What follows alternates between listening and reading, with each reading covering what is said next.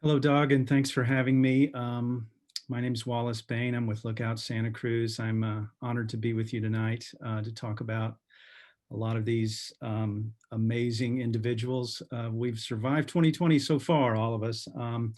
Back in March, you'll remember nobody was really talking about face masks or face coverings.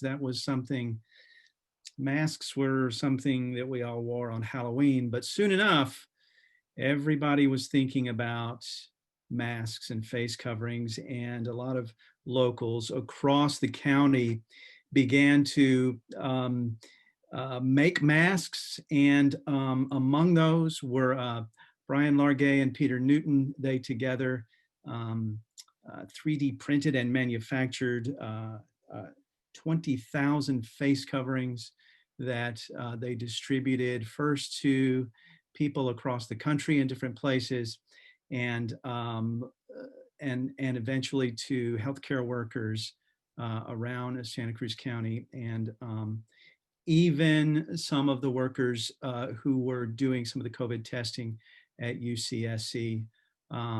So congratulations to Bryan Largay and Peter Newton for stepping up when the community needed them. Hey, thanks so much, Wallace, and everyone involved in this effort to acknowledge the hard work of folks in our community. It's an honor to be among you. And, I think that one of the hard things for me is keeping track of everyone who was part of this. And so I just put together a couple slides just to say that the Santa Cruz Sentinel called out the need for PPE in Santa Cruz County. Catherine Forrest, the doctor, urged us on to get it done. We got inspired by the maker spirit and some of the RoboGames stuff that I'd done with my kids. And I work at the Land Trust of Santa Cruz County, and they gave me a bunch of time off to work on this project. And what it came down to was putting stuff together at the kitchen table, then realizing there was no way we were going to do it alone, talking to Pace and McNett at the Cabrillo Fab Lab, finding a great design online by the University of Kansas, and then teaming up with Santa Cruz Bikes, Ibis Bikes, Earthbound Farm, and Taylor Farms, and Global Plastics.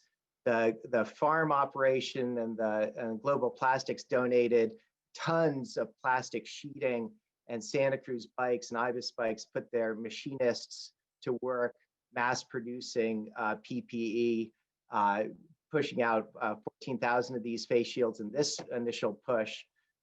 And we're still at it. We're working on cloth face masks now through the project PPE for CC to get these out into communities of need. There's a lot of people who are underprotected in the current environment still. And 2020 has been pretty awful. The winter of 2020, 2021 might be worse, right? So let's stay on target, and feel free to get involved if you'd like. And we also want to acknowledge some enormous parallel efforts, Joby Innovation, Bay Photo, Prometheus Labs, Cabrillo Fab Lab, and Idea Fab Labs, who all contributed effort as well. And I'll let Peter remark on that a little bit. Hey everyone, thanks very much for the nomination.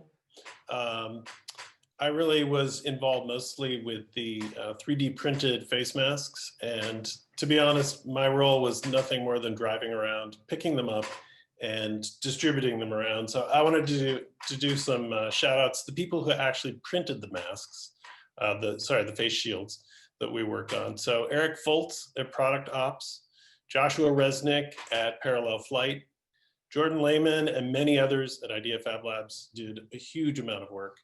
And also probably one of the most key people in this whole job was Sean McCluskey at Joby Aviation.